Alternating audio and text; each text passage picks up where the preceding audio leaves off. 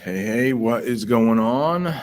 Let's talk about those 10 vocabulary words we have for an article we'll be reading this week explaining what genocide is. So, the first word here is actually genocide. Kind of makes sense, I hope.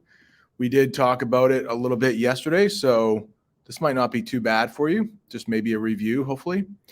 You can see that the definition is the deliberate killing of a large group of people, especially those of a particular ethnic group or nation. And it was hard to get a picture that wasn't too graphic, so we have a picture of people who have been killed. So instead of the actual killing, some pretty gruesome stuff, which we will hopefully stay away from. All right, the next one, it's going to be difficult to come up with synonyms and antonyms for this. So instead, I mean, you could come up like a country like Yugoslavia.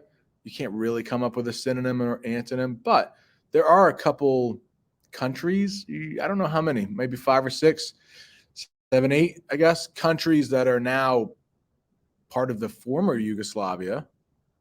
So countries like Bosnia, Herzegovina, Serbia, Kosovo, depending on what part of the world you're in, Kosovo is recognized.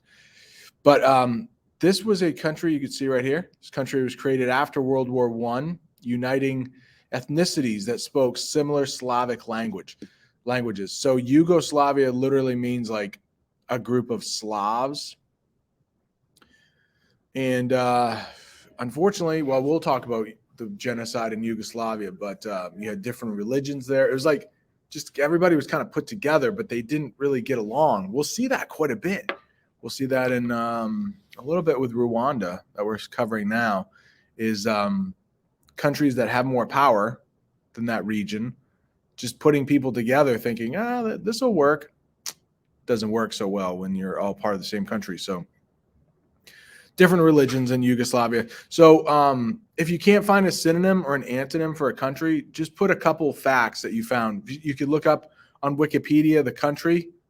For the picture, do your best to draw a map or something that symbolizes the country, Yugoslavia or Rwanda or something like that.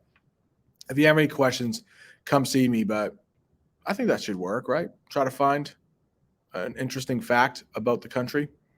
The next one, let me make this a little bigger. The next one is the country of Rwanda. So we're studying that today and tomorrow and yesterday.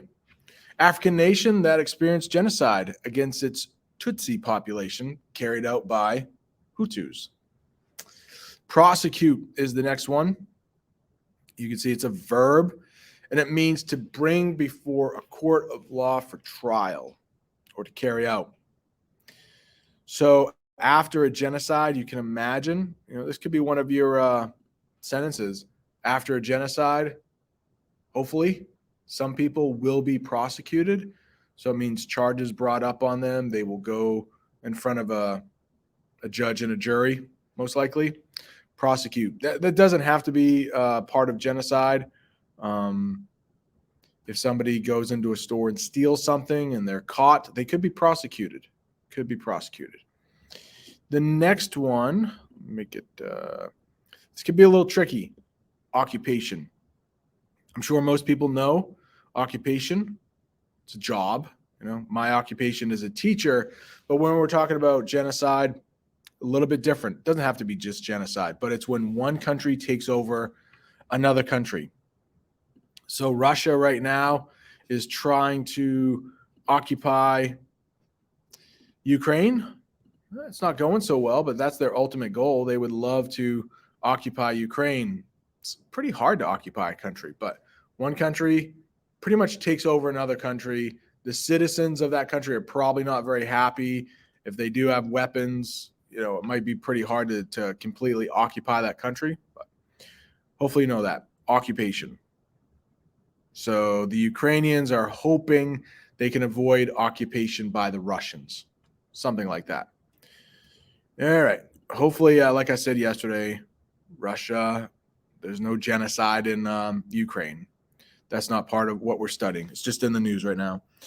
Next one, Turkey. Now, this map is only part of Turkey. Turkey's a pretty big country.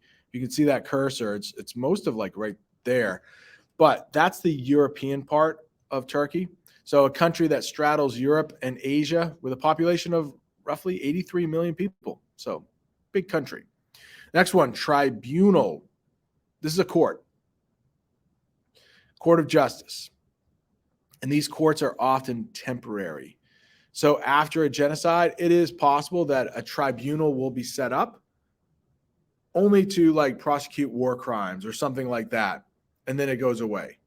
Not always, but if you want to think of a tribunal as a court that's quickly set up to deal with war crimes, genocide, there was one after Yugoslavia, and then it doesn't stay around. It's a special court just for that time period. All right, and the next one, Cambodia. Take a look at the map there. Like that big thing right there is China. And then, of course, in the yellow or gold or whatever that is, that would be the country of Cambodia. But Vietnam, right there. So this is in Asia, Cambodia, a country known for a genocide that occurred in the mid-1970s, killing nearly 2 million people. We'll talk about that in the coming weeks. The next one is ethnic cleansing. Ethnic cleansing. So be careful with this one. It's very similar to genocide. In fact, genocide might be considered ethnic cleansing, but ethnic cleansing can also be one other thing. So let's take a look at the definition. The mass expulsion. So expelling, getting rid of. So making a group of people leave a country, that could be part of ethnic cleansing, or killing members of an unwanted ethnic or religious group in society. Ethnic cleansing. Ethnicity, think of that. Cleansing, usually it's a good thing when you're cleaning things, you know. I like my house to be clean. Classroom's not always so clean, right? People messing it up. But when you have ethnic cleansing, it's pretty nasty. It's pretty messy. Forcing people to leave a country or just simply killing them. So. And the last one is Armenia. You can see a map of where Armenia is. This is actually Turkey right here. Turkey, Armenia. When we talk about the Armenian genocide, it's Turkey that is carrying out that genocide. And Armenia is known as one of the earliest Christian kingdoms situated east of Turkey right here. And that will be part of the problem when we get to Armenia, Turkey. There's another country called Azerbaijan. It's a real country, I promise. And Azerbaijan and Armenia right now don't like each other. Turkey doesn't like Armenia. Even today, Russia sides with Armenia. Turkey sides with either Azerbaijan. And it is a lot to do with religion. Armenia is Christian. Russia, mostly Christian. And then Turkey and Azerbaijan are Muslim. Azerbaijan, yeah. So you'll hear of fightings even today. Not so much with Turkey. Turkey usually supplies the weapons to Azerbaijan. If you're in my social studies class last year, we did study this. So I don't know. Can you see the map? That's it for today. Hopefully that wasn't too bad, and you should have the rest of the time in class to finish study guide number 2.